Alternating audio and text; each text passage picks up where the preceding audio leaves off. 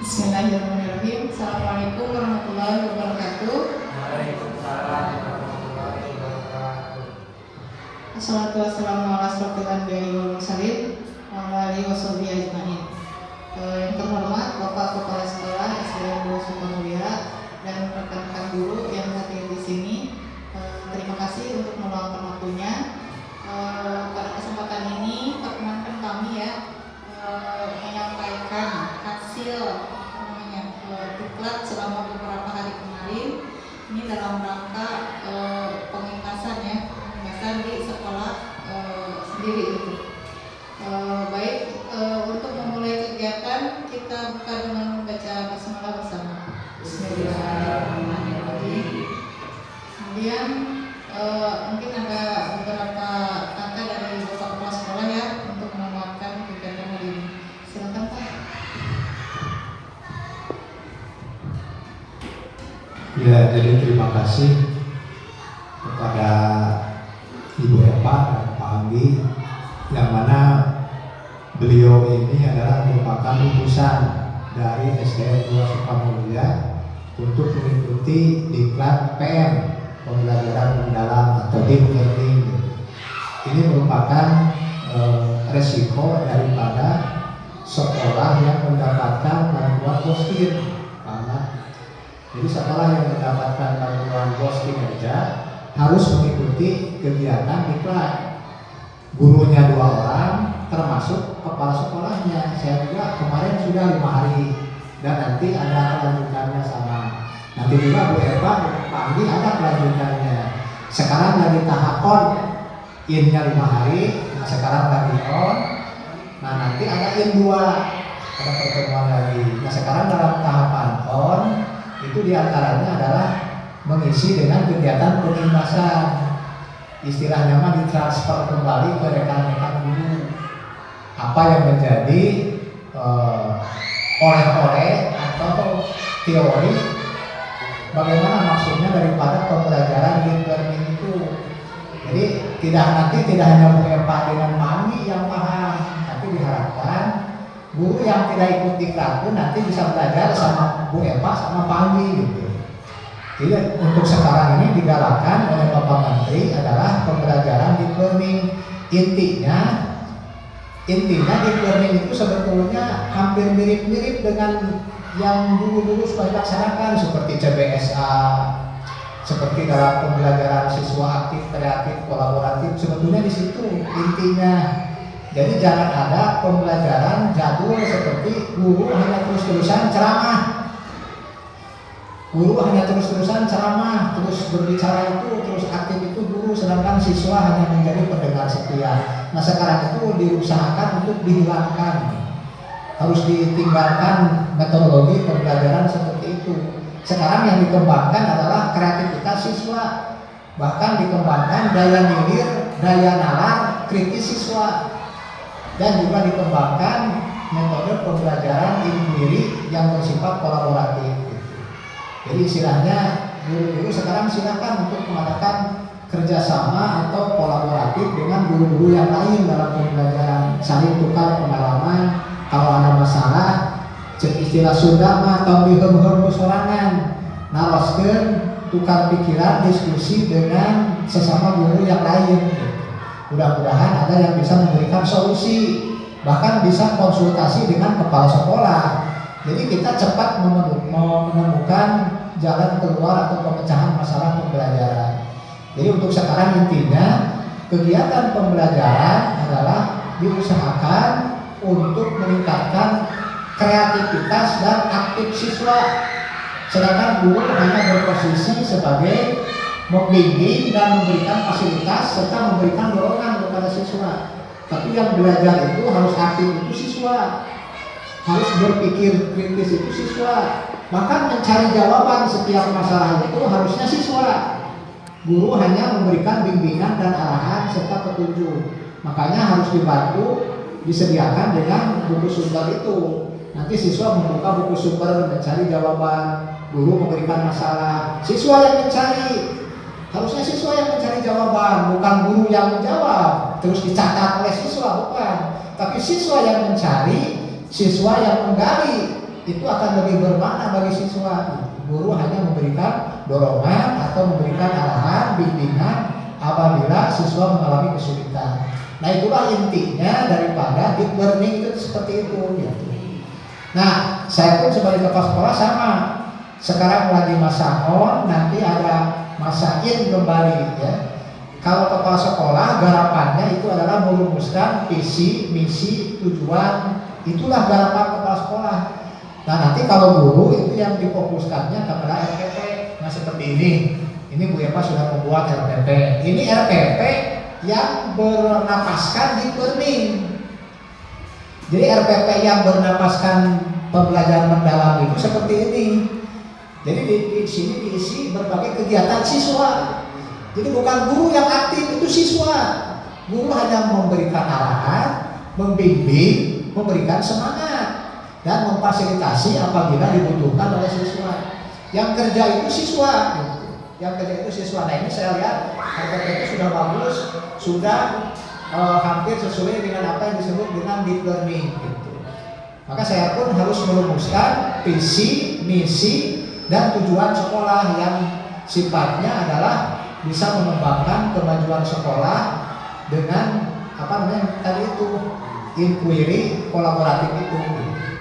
Nah, itulah inti daripada apa namanya pembelajaran mendalam yang harus dipahami oleh kita.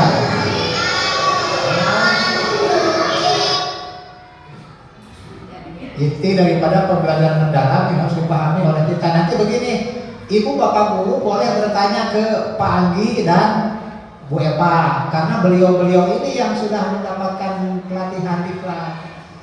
Ya, ke Bu Eva, ke Pak Anggi, atau bisa konsul ke kepala sekolah, mudah-mudahan juga bisa membantu bagaimana cara praktek daripada deep learning. Karena begini, kalau misalnya semua guru diikutkan untuk diklat sekaligus, itu akan banyak kendala.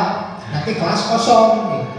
Oleh karena itu dari satu sekolah diambil 2 orang guru bersama kepala sekolah, nanti oleh guru dan kepala sekolah diimbaskan kembali kepada rekan-rekan guru yang lain di sekolah masing-masing. Nah, kita berjalan sambil belajar. Intinya berjalan sambil belajar. Kemudian langsung paten jadi, nah kita masih taraf belajar. Kita masih taraf belajar, tidak akan disalahkan.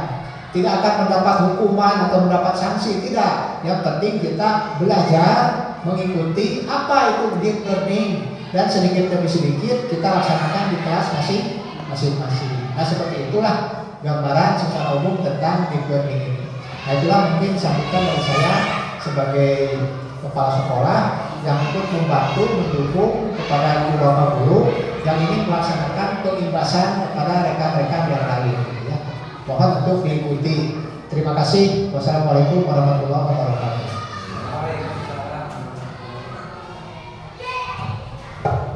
Terima kasih Bapak Kepala Sekolah. Ya, seperti yang tadi disampaikan, kita masih belajar ya Pak Anggi. Boleh kita nanti sharing mengenai pembelajaran mendalam ini, tetapi kita bukan yang satu-satunya paham ya Pak Anggi. Kita juga sama-sama belajar. Itu saja mungkin sebagai pengantar. Pengantar dulu dari saya bukan. Ya, sebagai pengantar pembelajaran mendalam ini mau bertanya dulu kepada Bapak Ibu ya, apa yang ada di benak Bapak Ibu mengenai pembelajaran mendalam? Boleh? Ada yang mau berbicara mengenai deep learning ini? Apa yang kebayang? Iya, Pak Yowina?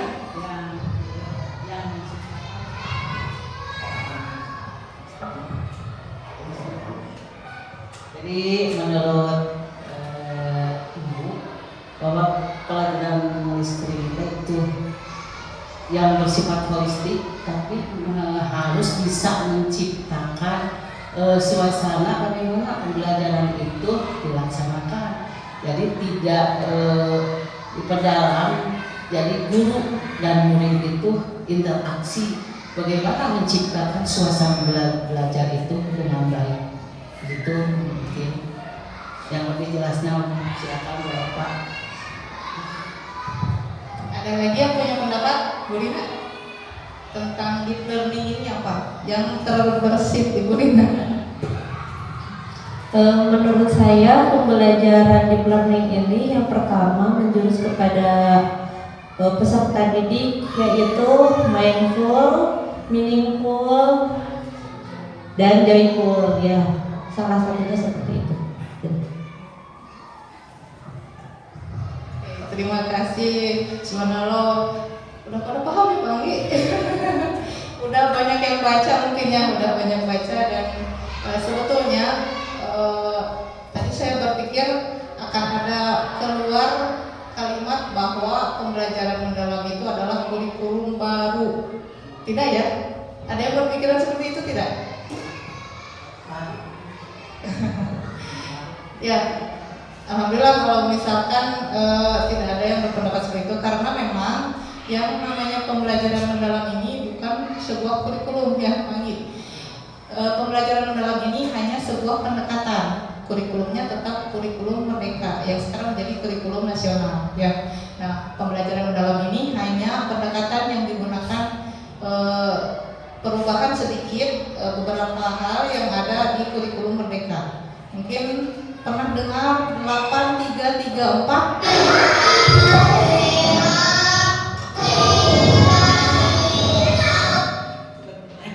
Ya, mohon bluetoothnya dinonaktifkan dulu. Ya, ada yang pernah mendengar 8334?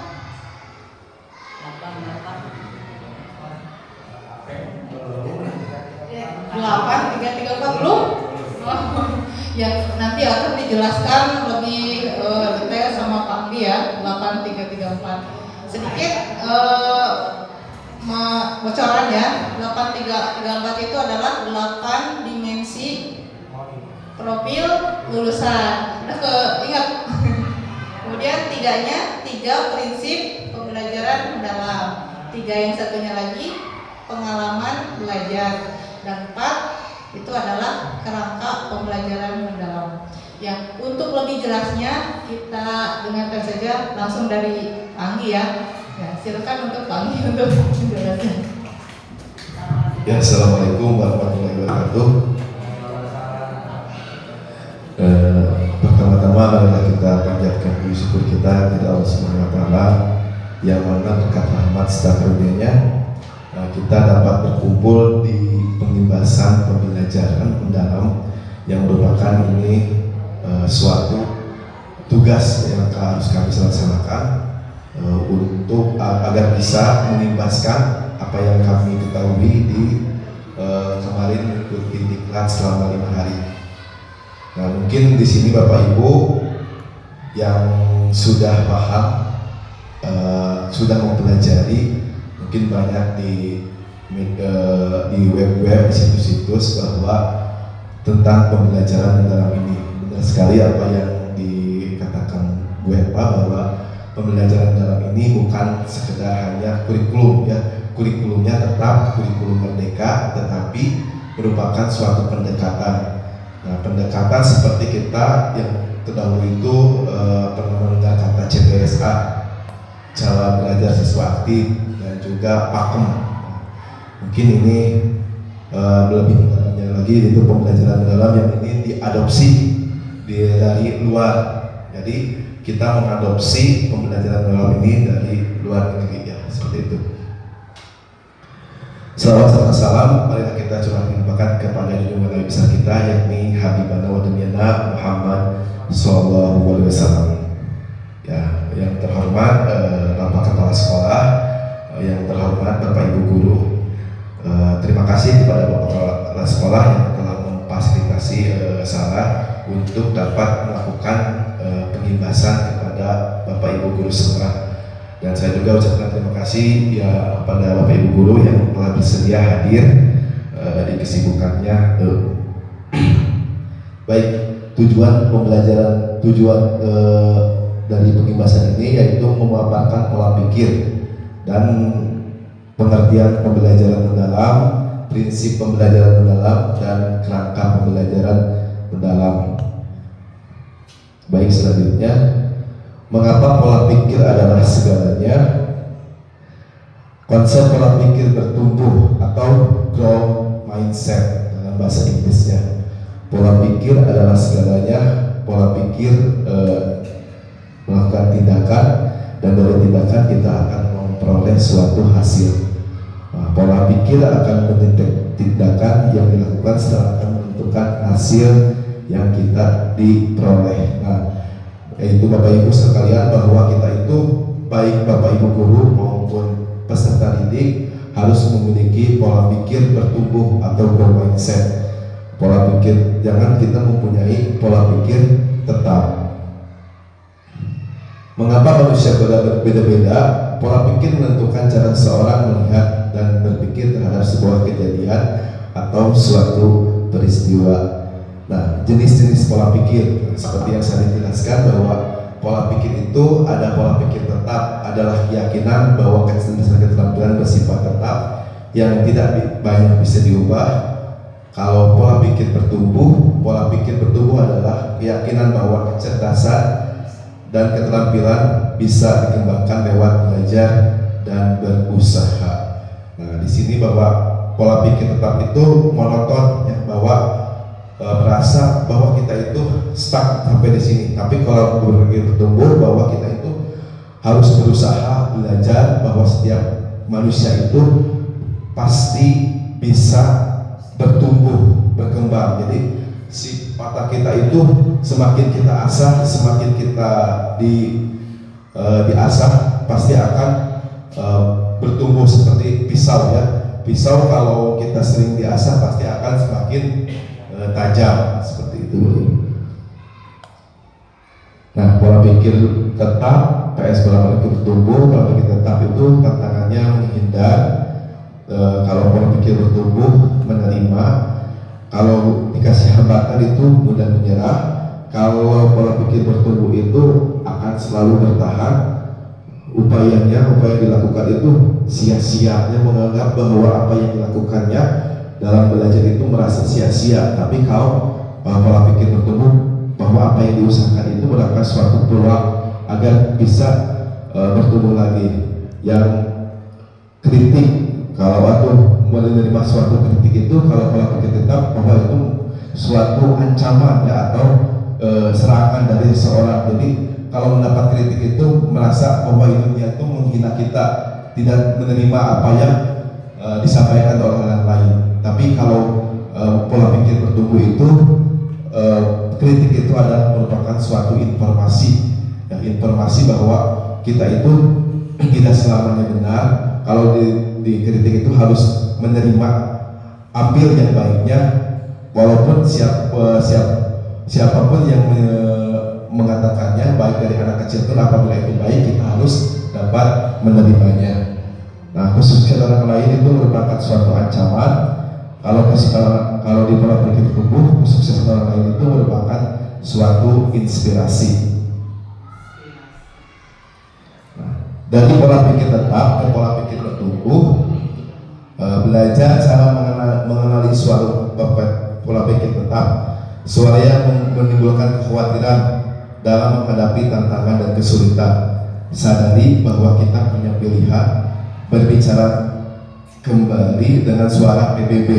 Nah, di suara PBB ini suara yang menimbulkan optimisme dalam menghadapi tantangan dan kesulitan, melakukan aksi sesuai dengan suara pola pikir bertumbuh. Nah, pola pikir bertumbuh. Nah, contohnya itu, kalau saya gagal berarti saya tidak mampu. Nah, kalau misalkan di pola pikir bertumbuh, kalau saya gagal berarti saya harus belajar lalu mencoba lagi, nah, dan seterusnya.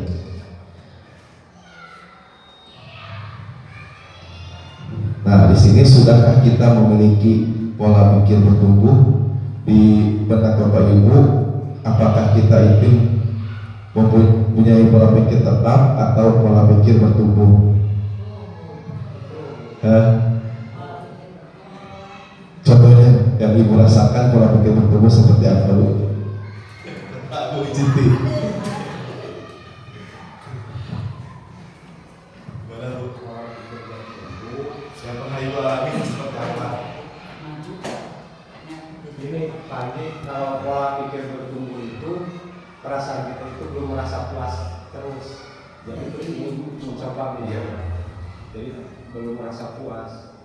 Kalau sudah ini dapat misalnya ini aku bisa di sini saja, tidak mau meningkatkan lagi. Itu kalau menurut saya. Ada yang lainnya Bu? Pak? Jadi pola pikir bertumbuh itu anak itu sama menanggapi pelajaran itu, anak itu tidak diam saja, jadi ingin bisa dan merasa berkeinginan untuk mengeluarkan pendapat. Jadi tumbuh anak kalau di perkembangan anak dari mulai misalnya dewasa mulai remaja menginjak dewasa itu kalau dalam perkembangan manusia kalau di dalam hal pembelajaran berarti sebaliknya tidak tetap, jadi anak itu merasa ingin tahu. Ada yang lainnya Bapak Ibu? Coba yang mau menyampaikan, kita grow mindset, karena grow mindset itu harus berbagi informasi apa yang kita ketahui supaya kita dapat berkolaborasi. Ada yang mau menambahkan? Coba.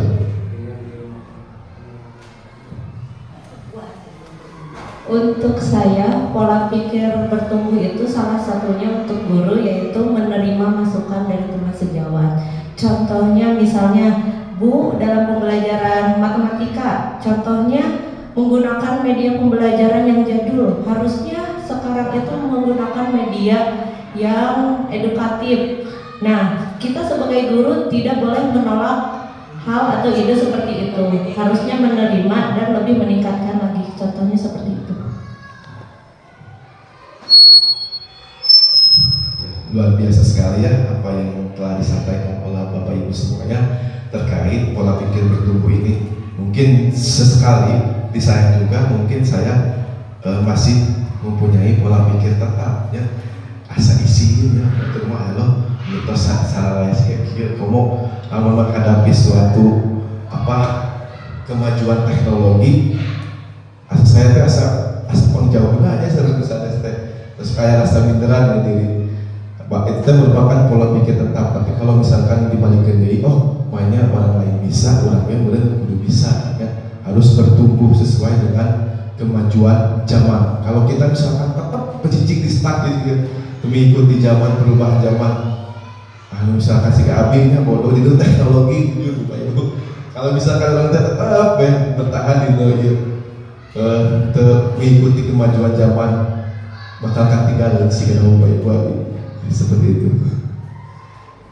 Apa itu pembelajaran mendalam? Nah, definisi dari pembelajaran mendalam itu merupakan pendekatan yang memuliakan dengan menekankan pada penciptaan suasana belajar dan proses pembelajaran berkesadaran, yaitu mindful, bahasa Inggrisnya bermakna atau meaningful, dan juga menggembirakan atau joyful, melalui olah pikir intelektual, olah hati etika, dan olah rasa estetika, dan olahraga kinestetik secara holistik dan terpadu.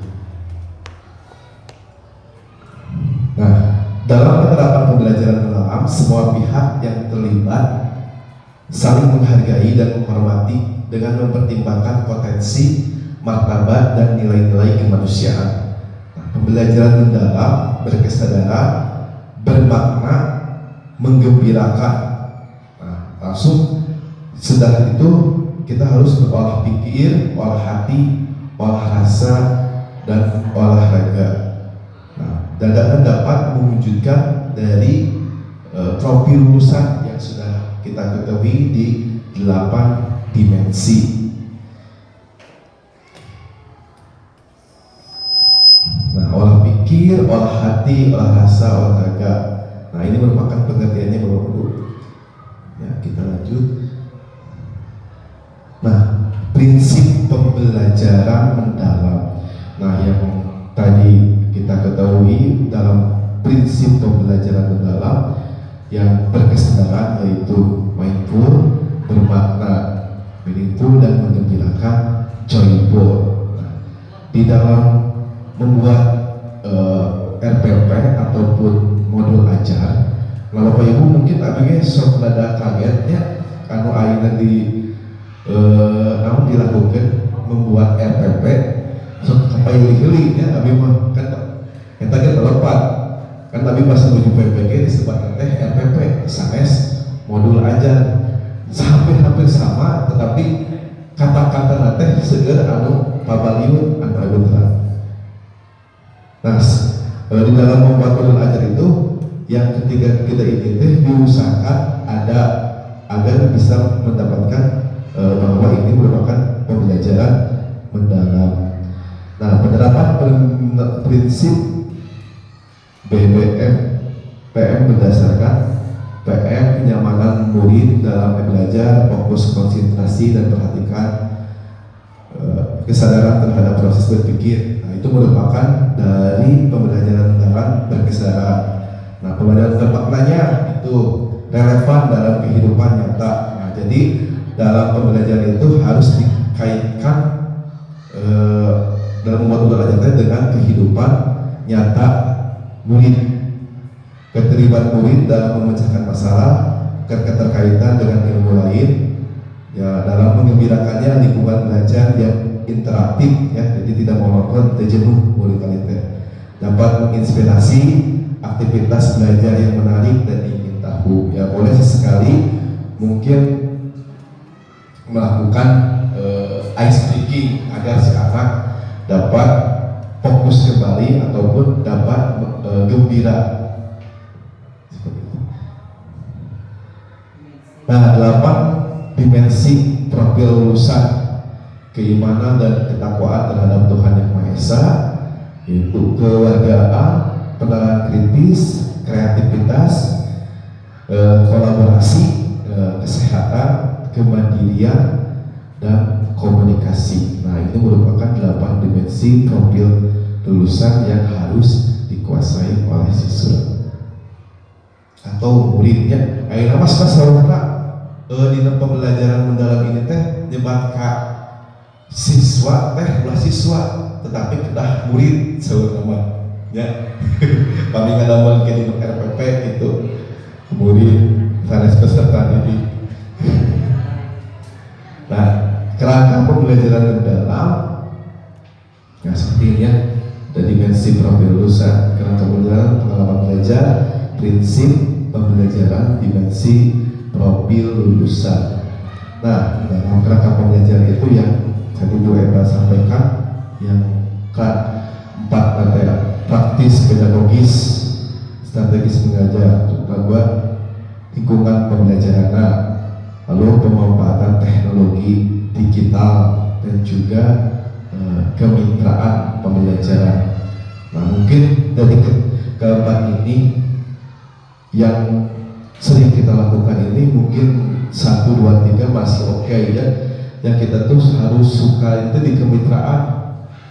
Cuma dia akan pernah melakukan dalam proses belajar, melakukan kemitraan siapa? Bapak Ibu guru. Kemitraan misalkan berkolaborasi dengan pihak di selain lingkungan sekolah, misalkan di desa atau dengan pemadam kebakaran atau dengan pedagang, boleh seperti apa contohnya? Wirausaha berjualan atau tentang wawancara dari bahasa Indonesia.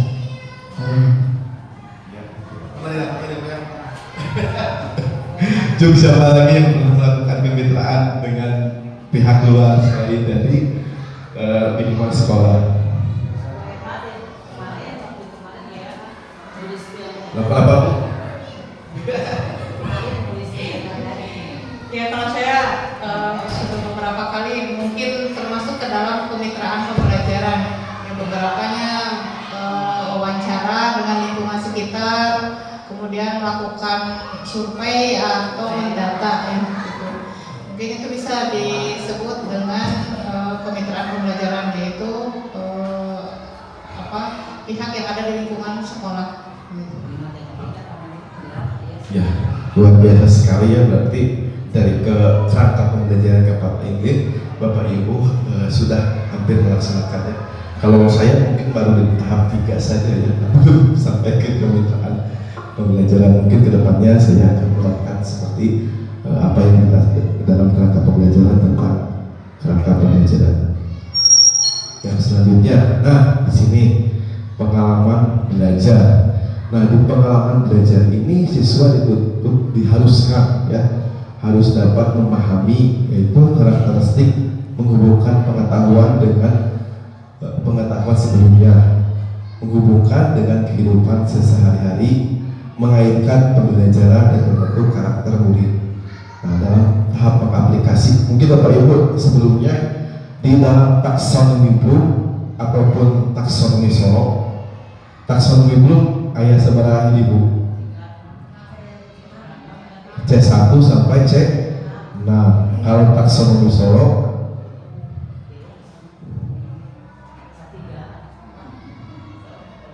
nah, kalau yang saya tahu, mungkin saya angkatan jadul ya. Kalau taksonomi Solo mungkin saya juga kurang ingat ya. Kalau dalam taksonomi Bloom yang saya ingat itu, yang C1-nya itu siswa dapat mengingat, yang kedua memahami, yang ketiga siswa dapat menerapkan, yang keempat dapat menganalisis, yang kedua siswa dapat mengevaluasi, dan yang terakhir siswa dapat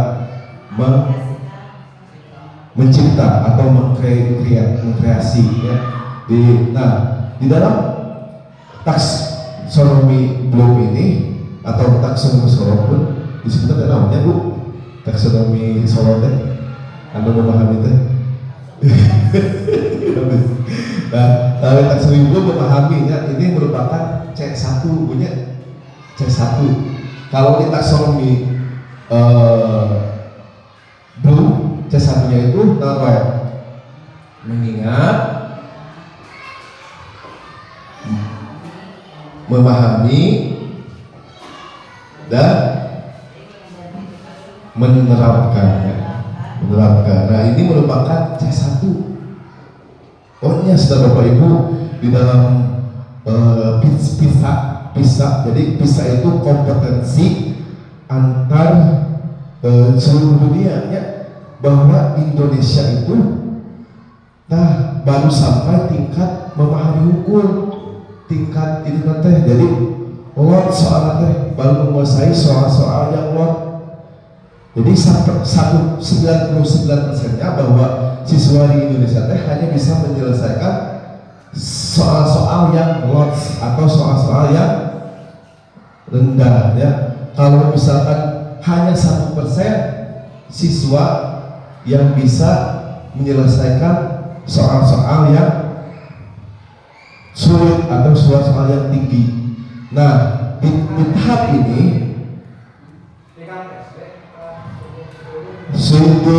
pokoknya siswa di 15 tahun ke bawah. Nah tingkat kemampuan siswa nanti hanya bisa mengerjakan soal-soal yang lot. Nah yang diharuskan kita itu siswa dapat minimal di tahap ini ya. Ini merupakan di C4, C5. Nah merefleksi mungkin di C6. Mungkin Bapak Ibu di sekolah atau misalkan dalam tahap pembelajaran membuat bahan ajar, apakah sudah masuk ke C6 dalam itunya? Sudah belum? Atau semangatnya kan cara menerapkan kesiswaan paling ada lumayan susah. Ayah siswa terus biasa mencipta, terus ibu diajarkan.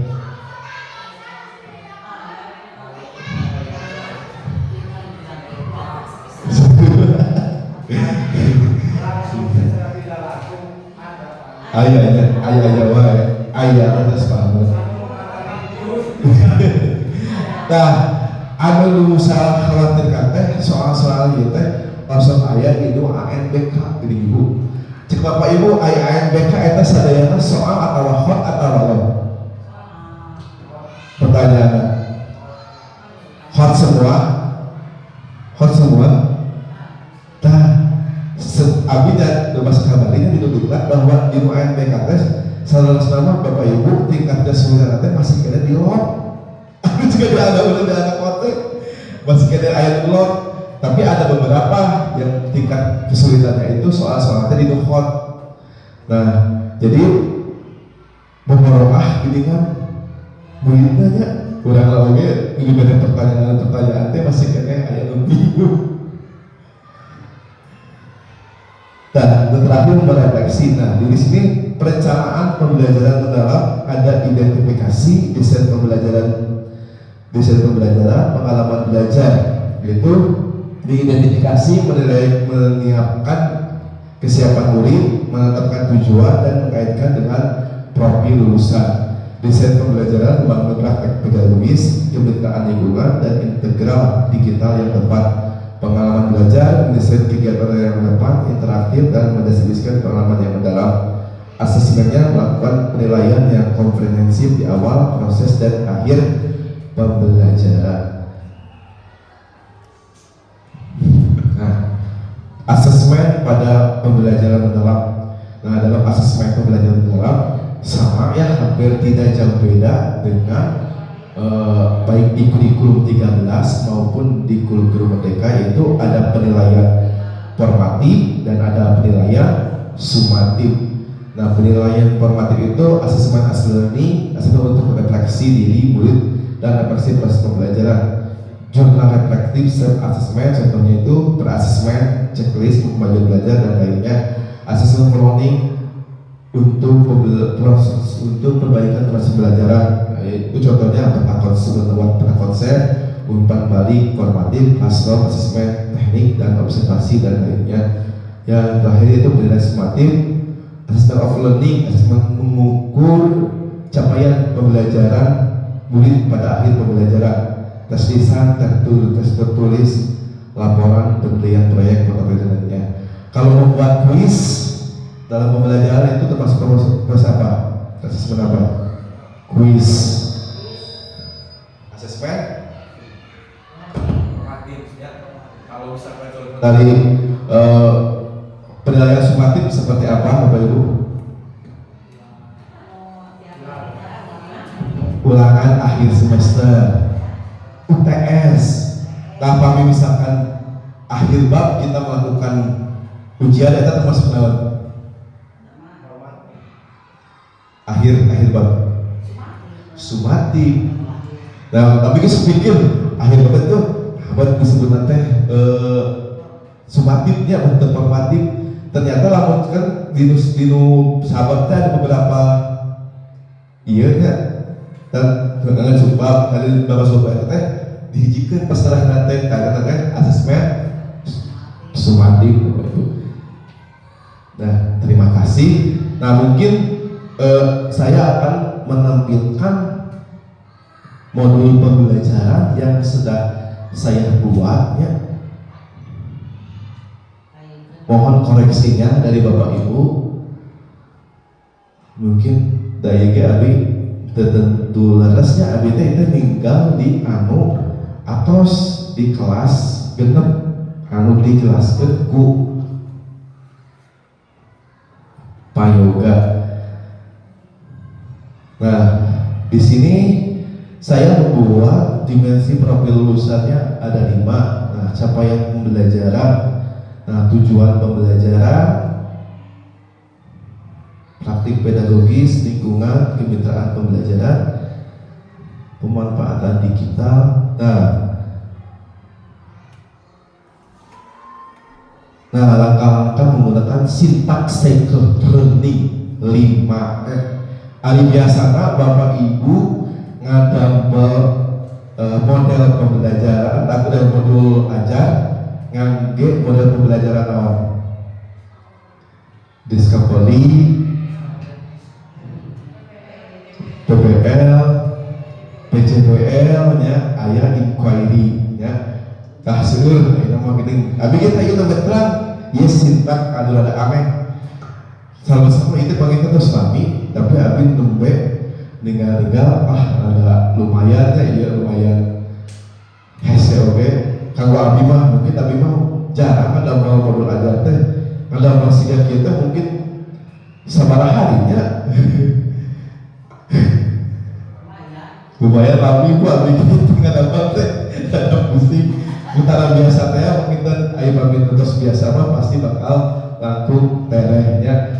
Jadi ada entertainmentnya, ada eksplorasi, dan ada juga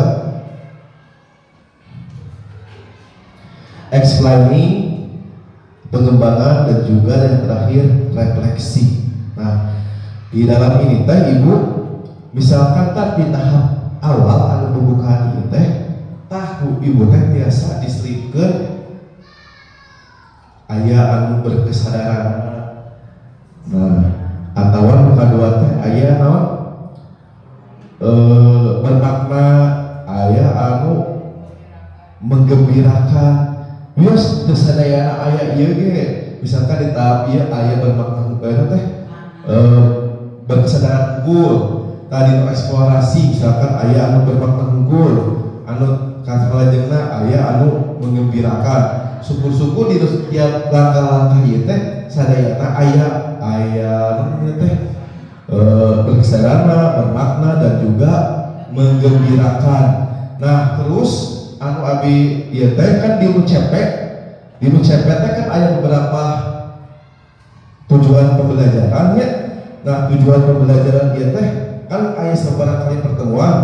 Wios teu di sakalimuskeun ge, misalkan di cepet teh tujuan pembelajaran teh pertemuan teh sebanyak sabaraha kali 3 kali misalkan. Aya nu sakali mah wios di langsungkeun aya naon teh anu pengalaman belajar teh Bu anu memahami memahami, mengaplikasi, dan juga merefleksikan. Nah, itu mah biasa anu sakali pembelajaran mah. Nah, pami anu tilu kali pertemuan, anu kahiji misalkan ibu mah anu kahiji bade memahami nang unggul we pengalaman belajar teh sehingga siswa mau paham. Nah, pertemuan kedua bade misalkan mengaplikasikan. Nah, anu katilu merefleksikan. Nah, ya anu sabaraha kali pertemuan. Jadi henteu sadayana aya wae dinu tujuan pembelajaran eta teh pami anu 3 kali pertemuan mah pengalaman belajar mah, kecuali anu sakali pertemuan itu boleh tiga-tiganya seperti itu Pak Ahmad. Betul. Nah, aing adamal barang tujuan pembelajaran teh abi mah sok ngangge anu ABCD teh masih edo anu ABCD A naon audien ya, audien teh atau siswana B na naon behavior teh naon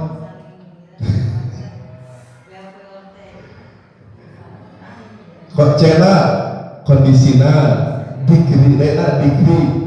Tapi aya beberapa anu misalkan Pak Abi dilihat ge aya itu mencakup di ieu eta ditinggal di naon nya Bu aya traktir.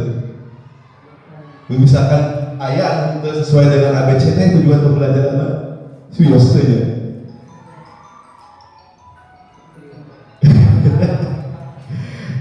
Contoh hadapan tujuan pembelajaran anu sesuai ABCD berarti harus dijaga teh anu naon heula kondisina heula. Naon kondisina misalkan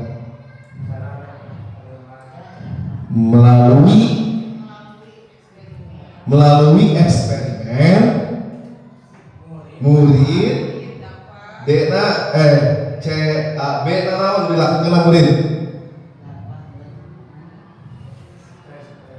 eksperimen naon berubah wujud dapat naon mengidentifikasi perubahan wujud dengan benar. Nah, seperti itu ya Bapak Ibu. Jadi kita tuh harus tahu tujuan dalam membuat modul ajar itu, harus tahu tujuan dari pembelajaran yang kita laksanakan. Mungkin dari saya sekian. Mudah-mudahan di sini ada yang mau menambahkan apa yang sudah saya jelaskan, dan anu ku abdi dijelaskan teh mungkin ente sadayana kasampaikan atau ente sadayana laras, mungkin ada yang mau mengkoreksi atau menambahkan, mangga silakan. Ayah tuh, nah pamit ayah mungkin materi dari saya cukup sekian. Wabillahi taufiq wal hidayah. Wassalamualaikum warahmatullahi wabarakatuh. Waalaikumsalam warahmatullahi wabarakatuh. Terima kasih Pak Andi sudah menjelaskan ya. Ya Bapak Ibu, mudah-mudahan masih belum paham ya. Karena kalau belum paham itu biasanya nanti akan mencari lagi, menggali lagi informasi dari yang lainnya. Mungkin untuk teori, untuk pengertian dan segala macamnya banyak ya Pak Andi ya, bisa dilihat, bisa dibaca lagi. Biasanya kalau saya pribadi lebih ke penerapannya, bagaimana menerapkan ke dalam RPP atau modul ajar. Biasanya itu yang yang ingin ditanyakan. Nah ini bagaimana Bapak Ibu, ada yang sudah kebayang menerapkan deep learning ini ke dalam RPP atau modul yang nantinya akan kita gunakan untuk pembelajaran di kelas?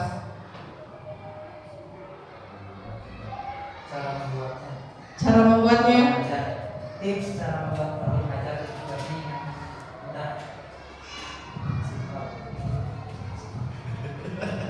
Ada pertanyaan katanya Pak Anggi, bagaimana tipsnya membuat modul ajar yang mudah dan cepat? Boleh bantu jawab ya. Tadi kan ada yang namanya pemanfaatan digital ya. Sekarang sudah banyak penggunaan AI ya. Ada ChatGPT, kemudian ada Gemini atau ini. Namun perlu kita garis bawahi ketika menggunakan teknologi itu, karena cakupannya masih umum, masih luas, kita betul-betul harus membuat prompt atau instruksinya harus detail gitu. Jadi yang kita inginkan itu nanti bisa dapat dieksekusi oleh AI-nya gitu ya. Kalau untuk manual, saya ingin paham lebih dalam mungkin ya gitu. Saya ingin membuatnya sendiri tanpa bantuan AI, itu lebih bagus ya, lebih hebat. Untuk format sendiri, modul ajar itu sebetulnya tidak ada format baku ya. Mau ada misal saya ada identifikasinya, ada ini lengkap, boleh. Saya ringkas misalkan cuma satu lembar aja, satu halaman, boleh. Yang penting di dalamnya ada unsur-unsur yang 8334 tadi ya Pak Andi. Jadi bedanya modul ajar kurikulum Merdeka yang sebelumnya dengan deep learning yang sekarang itu tadi ada unsur 8334-nya. Jadi kita menentukan 8 dimensi profil lulusannya apa saja itu. Kemudian prinsip pembelajaran yang akan kita sampaikan, yang akan kita laksanakan untuk pembelajaran apa. Kemudian pengalaman belajar yang anak-anak akan terima itu seperti apa. Dan yang terakhir tadi kerangka pembelajarannya apa saja. Mungkin itu kalau ingin cepat ya tadi ya, kembali boleh menggunakan ChatGPT atau Gemini atau AI yang lainnya. Anggia ada tambahan? Kalau untuk pembuatan, sudah jago lah Pak ya. Saya yakin Bapak Ibu guru di sini udah jago. Paling hanya menyempurnakan dengan memasukkan poin-poin yang tadi seperti itu.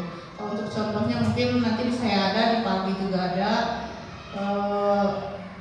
Ya itu mungkin kalau untuk pembuatan RPP. Ada lagi yang mau ditanyakan? Cukup jelas ya? Mudah-mudahan nggak jelas Pak. Ya nanti nyari tahu lagi, bisa ngobrol lagi.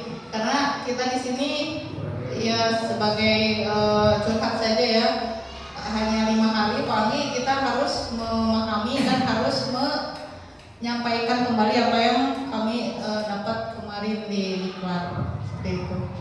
Baik, kalau tidak ada lagi yang ditanyakan, kita akhiri saja ya, karena sudah siang juga. Kita tutup saja dengan membaca hamdalah bersama-sama ya. Alhamdulillahirobbilalamin. Terima kasih Pak Anggi sudah menjelaskan, Bapak Faiz sudah datang ya, dan Bapak Ibu Guru juga sudah meluangkan waktunya. Demikian pembahasan hari ini, mudah-mudahan bermanfaat untuk Bapak Ibu, untuk kita semua, dan bisa menerapkannya di dalam pembelajaran di kelas. Seperti itu. Akhir kata dari saya, Assalamualaikum warahmatullahi wabarakatuh.